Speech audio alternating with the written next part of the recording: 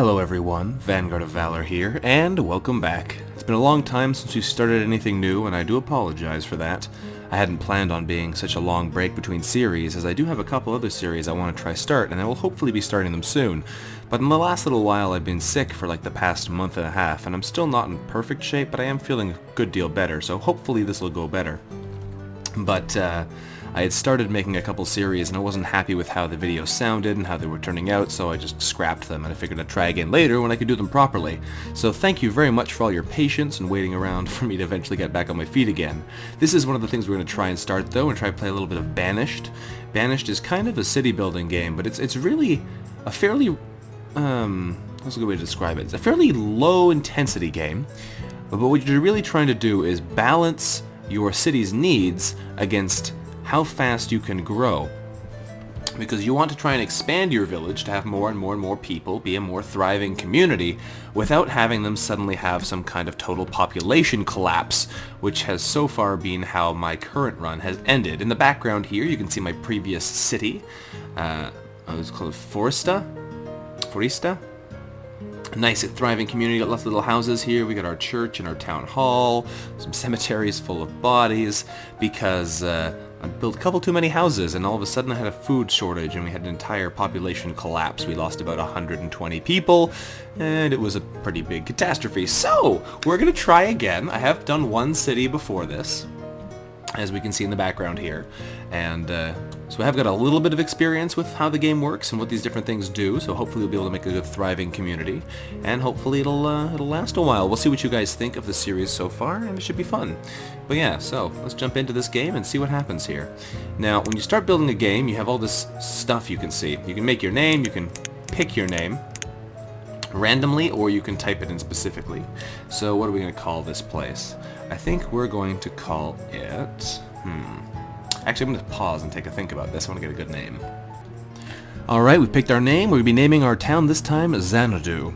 Now, Xanadu is a variety of references, but generally it's used to refer to a sort of semi-paradisical location. So that's what we're going to be going for here.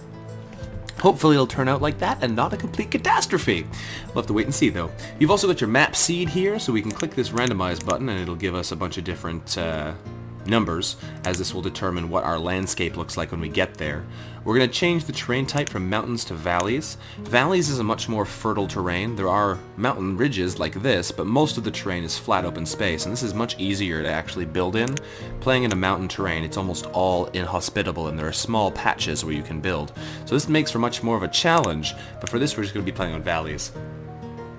For terrain size, we're going to up it to medium and see how that works out for us, because this should mean there are more resources on the map.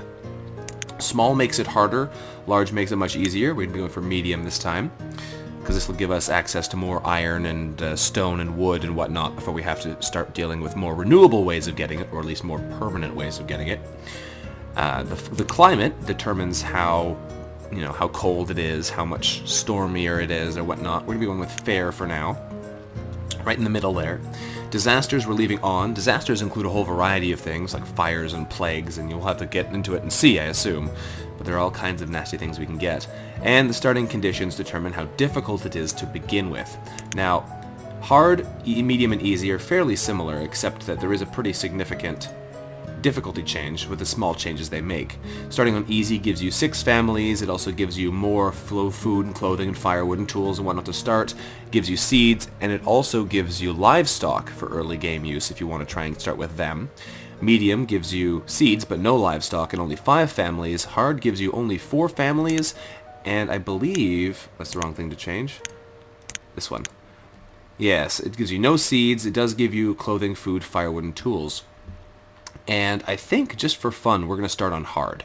So we're in a fairly pleasant area, we're in fairly large terrain, we have decent terrain, but we're going to start with hard starting conditions, which should make things a little bit more challenging for us, and we'll see how we can handle it. Hopefully it's not a complete catastrophe. So here we go. We're going to jump into this thing and get into the world of Banished. Here's Xanadu. So this is obviously not our world, this is the previous game that I had run, so it's going to start us with our brand new city here, and we'll see how that goes. Actually, this is just a stock city, this loading screen, but that's fine. So let's get in here and see what we're actually up against. Hopefully we have a nice place to build. It has all of these like very SimCity style loading messages. There we go. So this is our city. We have to immediately start building here, but before we do that, we're going to pause time and take a look at our surroundings. There are a variety of controls down here that we're going to use to do a bunch of different things once we really get going, but for now I want to get an overview of the land. So what have we got? We've got a very, very large lake system over here, which is interesting. We might be able to use that later. There's a lot of open space over here, which could be good. Our map is quite large. I haven't actually played on a medium map before. I played on a small map and we ran out of resources fairly quickly, which is why I decided to try a medium this time. It is quite large. We have a nice plains area here though, which might be a pretty good place to build up. There's a bunch of nice open spaces here, which could be very nice. I have a feeling though it'll be hard for us to get there early on, so I might start our civilization over here and expand across here later on if we want. I'm not really sure if that's a good idea though. We'll have to wait and see, I suppose. There's also spaces over here we can make use of. I'm sure we can figure out how to do this. For now we'll build over here between these bodies of water, and that should be quite nice. So, that is our lay of the land. We can get in right close as well and take a look at our individual villagers. You can even click on them and find out what they are, basically their situation is, their names. This is Patrina. You'll notice very quickly that the names in this game tend to be combinations of other names. Two names jammed together.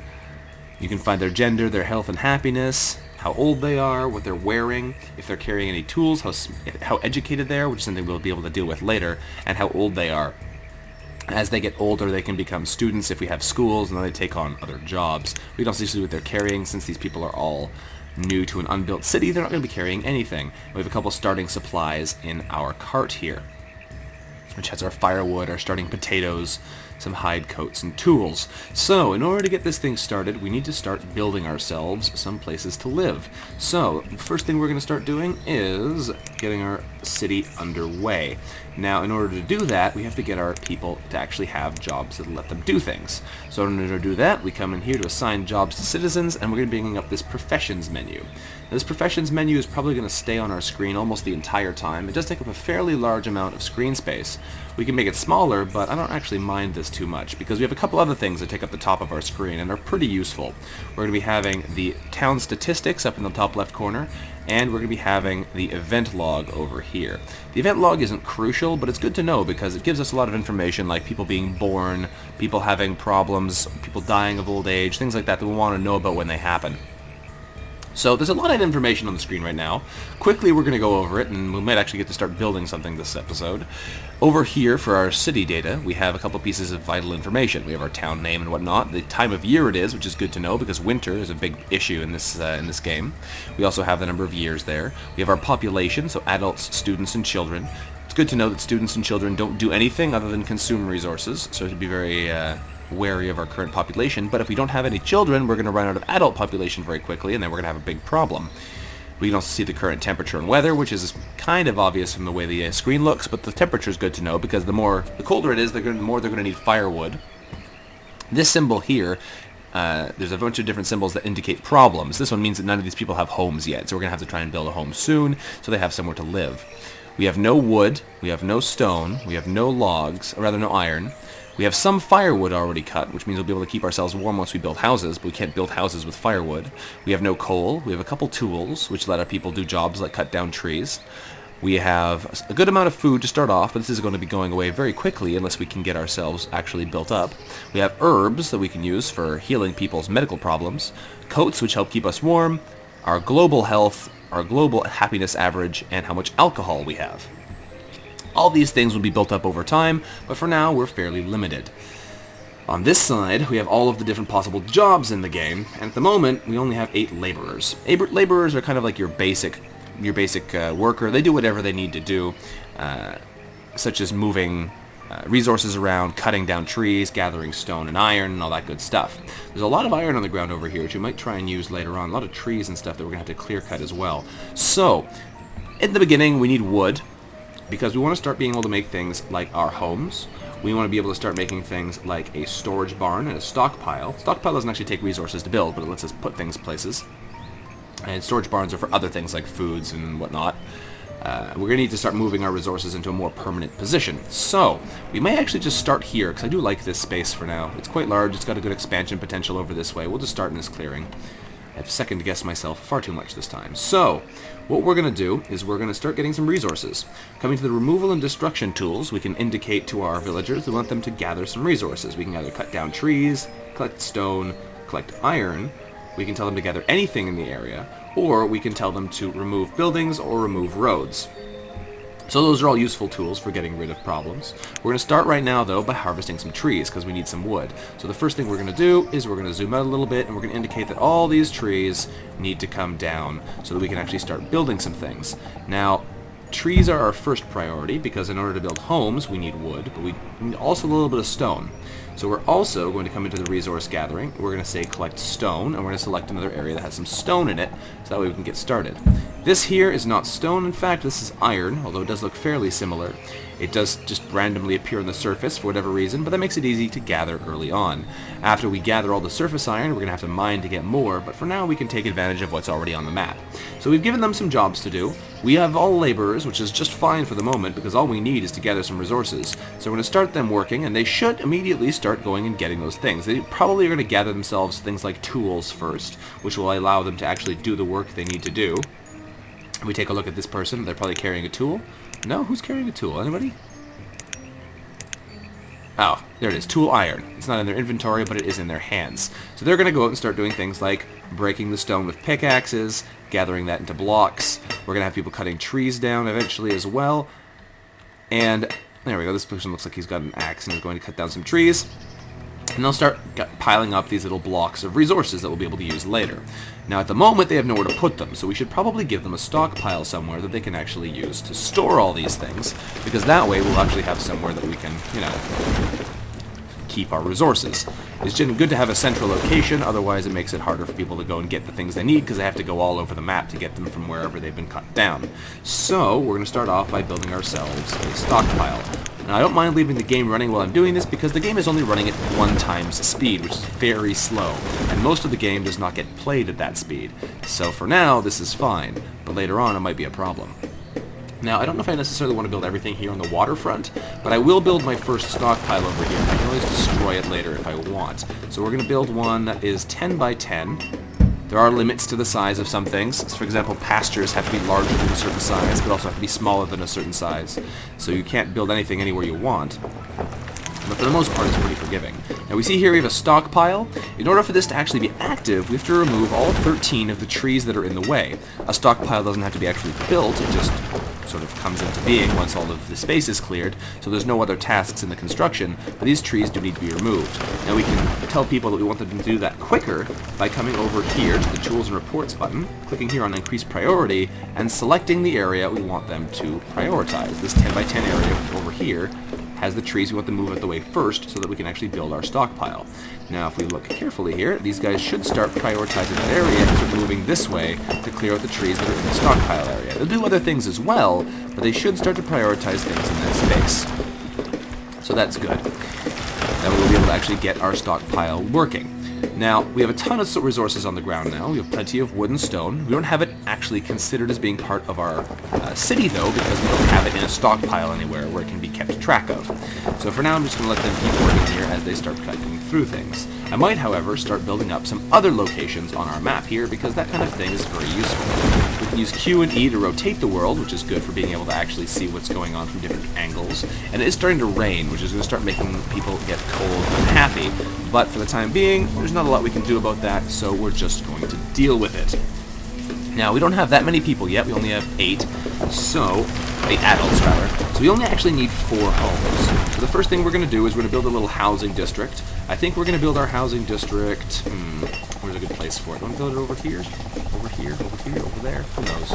For now, I'm going to build it over here in the space we've just cleared out. So we can rotate our buildings with R and with T to make it arranged the way we want. But I think we're just going to put them down over in this part of our cleared off ground and get ourselves some homes. So there's one there, we'll turn the other one around, they can face each other, like so. Now another problem that we have right now is we don't have any builders. So things like building these houses will be pretty hard if no one is actually dedicated to the task. So we have 4 houses marked out to be built here, and we're obviously going to put a road between them after. But in order to start building these houses, we need to assign some of our laborers to building tasks. For now, we're going to assign half of them, because we have plenty of wood and stone, but we don't actually have anywhere to live yet. So we're going to get working on that quickly. Now, another thing that we're going to want to build very quickly is somewhere to store all the resources that are currently being put in our storage cart. So we're going to build ourselves a barn. We're going to put our storage barn over... what's a good place for it? Put it here beside the storage, perhaps? Probably wise, but I think we're actually going to put it on this side because I like that a bit better at the moment. So we'll put our storage barn over there, and that way, once that gets built, we'll be able to actually store things without having to use this little cart. Since its capacity is pretty low, it's not exactly ideal. Now, if we check the building for the storage barn, we can see there's a bunch more tasks that have to be done. Not only do we have to remove the trees, we need to bring 48 logs there, we need to bring 16 stone, and there are 60 building tasks that have to be accomplished before it gets finished. All that really means is there are 60, like, taps with a hammer that have to be done by a builder before it is accomplished, and that can be done faster the more builders you have. So, that'll get done over time, as will these homes. As we can see, people are starting to move the stuff out of the way, starting to get rid of some of the obstacles that are blocking the construction of these places. Generally, it's the resources, because while we do actually want to have resources there, we need to make sure that there's nothing in the way. And they'll be able to actually get our houses built. So that's good. What we're going to do now is we're going to boost the simulation speed up to 2 times to make our constructions go a little bit faster while we're still in the planning stages here. Now, one other thing that's a concern is how easy your city is to actually maneuver through. I actually messed up my alignment here. I meant to move it over by 1 space, so I could potentially move all of these locations right now, but I'm going to let them build here anyway, and we'll just have a little gap there instead. But you want to try and make sure that your city is well organized so that your people can get around easily and get everything they need. People are starting to use up some of our resources now as they come back here to the storage cabin to get food finally. They're going to start burning through what food resources we have, and we're going to need to go get more very quickly. But for now, we're going to work on getting our just basic living infrastructure up so people have somewhere to go and have somewhere to store what we've gathered. Then we're going to have to start working on some more complicated steps. So, what we're going to start up next is make sure that all of our laborers still have stuff to do. So we're going to make sure that there are more trees that are marked for harvest. That's still good. Make sure there's more stone marked for pickup, because we need to make sure we don't run out of that either. And since we're going to be needing a whole lot of it, we're going to make sure that we're getting a good amount. Now, one thing we also want to do, we want to build our city out in this direction. So I think instead, we're going to cancel some of the designations over here. There we go. And just go for the ones in the direction we want to actually be able to build up later, away from the city at the moment. Now, not everything is going to be built over here. There's a lot of spreading out that needs to happen in this game, but for now this gives us a good place to start.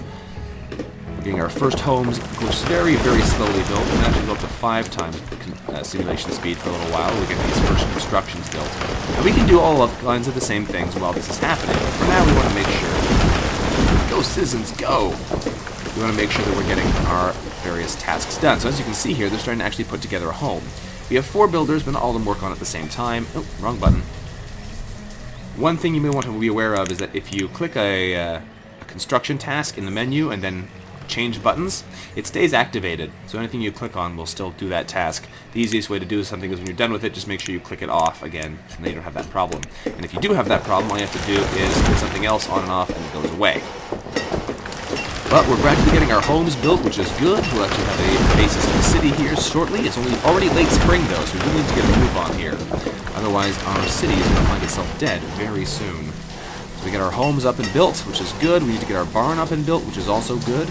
We'll have somewhere to keep our things. Then we need to start working on getting basic food resources, because people are already used up more than half of our food. So the next thing we're going to start doing is we're going to build a gatherer's hut. Where's that one? That's not there. That's over here. Gatherer's hut. We're low on food. We're low on stone. Our gatherer's hut, our first one, is going to go over here, I think. We're going to build it in the middle of the forest. What this will do for us is it allows our people to gather food, surprise, surprise, from the wooded areas nearby. Now, we don't need a whole lot of food intake, but we're already out of food, which means we may have a lot of problems very quickly. We're also already out of firewood, which is a problem too. We can't necessarily deal with these things right away, though, so we're going to see how it goes. We finally have our barn and our homes finished. Unfortunately for us, we don't actually have any food to feed our citizens or any firewood to keep them warm, but hopefully we'll be able to deal with that before it gets out of hand. No promises, though. This game is hard. So, we're getting very low on food. We need that gatherer's hut pronto, so we're going to find where we designated it, and we're going to increase its priority. by just doing a fairly large sweep like this. There it is. Increase the priority of that building, because without it we are dead. So hopefully they'll be able to finish it quickly enough that we'll be able to survive, otherwise we're going to be in a lot of trouble. Once people start to get hunger symbols over their heads, it's probably too late for our gatherers to do much for them. We do have a little bit of time, but we'll see if we can actually clear this out quickly enough for it to save our people. Alright, so we're already on the verge of death, and that is really what this game is all about. Is that a house? No, it's a gatherer's hut. Good. For a second there, I thought I might have built the wrong thing, and I was really disappointed with myself. But I think we should be okay.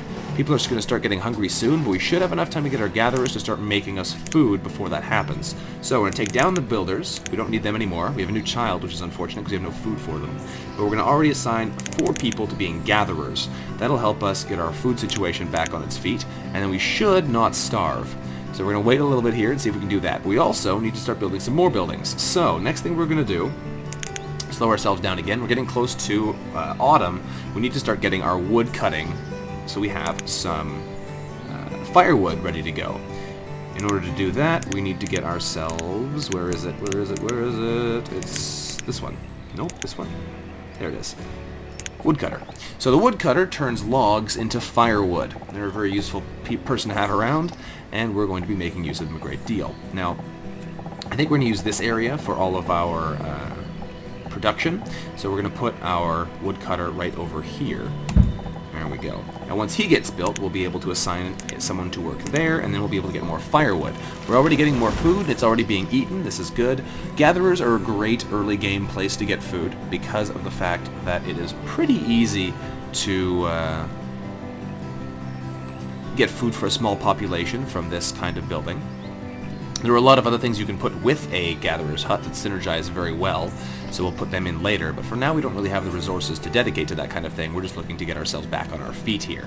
Once our woodcutter is finished, we'll be able to put someone there, and that'll be good as well. And we can see a lot of interesting information here, like Cameric has become an adult and is now working as a laborer, which is great. It gives us an extra person who can actually do work. We have much more children being born because we have homes. The more homes you have, the more people will reproduce, and then the more children you'll have in your city. So there's all kinds of things like that that are pretty important to keep track of. We're just waiting on our builders to actually get in here. Since we don't have any builders, it's going to take them a long time. So we're going to put 2 builders in there temporarily. That'll actually get us the resources we need to keep moving.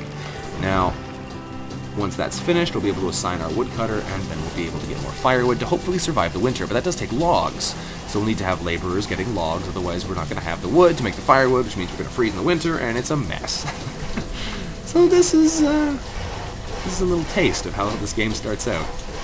There we go. So I think we're back on our feet. We're very low on food for now, but that's basically how it's going to be for a long time until we can get ourselves well and truly sorted out. So we can give ourselves a woodcutter, and that'll let us start producing firewood before winter comes, because it's already autumn. Once winter hits, we're probably going to end this episode, so we'll have to see what happens after that point. But we're off to a decent start right now. One thing we are going to also do is probably clear out the storage cart and use our barn instead. We can do that by removing the construction using this option here to remove our cart. That way we will be able to get ourselves... oh, we're also out of tools. Alright, that's a problem. So we're going to need to build ourselves a blacksmith's. And that is right here. There we go. Our blacksmith's this is a little bit larger than our... this thing. our woodcutters. But that's fine. This will allow us to make ourselves new tools using iron and wood. So we're going to need to start getting some iron as well. Look how these deer just crossed the entire lake. That's always nice to see. We'll tell our guys to start getting some iron from this large iron deposit right here. That'll be very useful for us. And as we can see, our gatherers are off busy here gathering plants and berries and mushrooms and whatnot that grow in the forest. But yes, we're going to need to get ourselves some tools quickly, otherwise we're going to have a hard time. And it's already getting close to winter. Can we survive our first winter? Who knows? Either way, I think we're going to end this episode here for now. I'm going to quickly double check the time, but I think we're done. Well, maybe we'll keep going through our first winter. Let's see what happens here. So, let's keep moving. I'll see if we can get ourselves our blacksmith quickly enough to not run out of tools completely. Now, we do have a lack of stone to actually make this thing, so we might be in trouble on that count already, but we'll have to wait and see.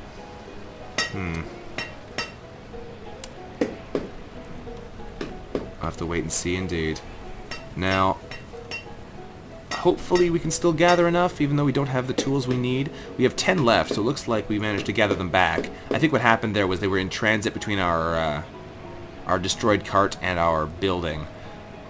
Our barn, which is I considered us to not have any, so we're okay. I just thought we were not. Game's making me panic here. So we have a bunch of builders working on constructing this house. That's fine. We only have 2 people actually gathering resources, though, which is going to be a problem because we need a lot of resources we don't have yet. And I might need to take some of our builders away to turn them into laborers so we can actually get our resources quicker.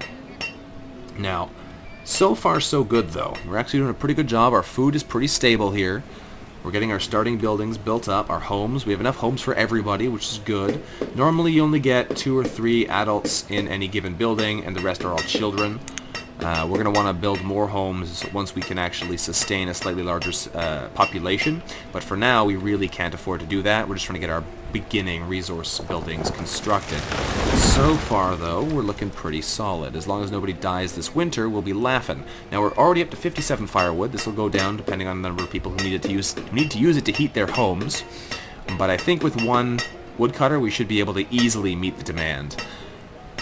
I have a strong feeling we shouldn't be in too much trouble on that count. Now, once we get this thing built, that'll be great. We need 1 more stone to do it, so I'm going to make sure we actually have stone marked for removal. Otherwise, it's going to be quite hard to get some.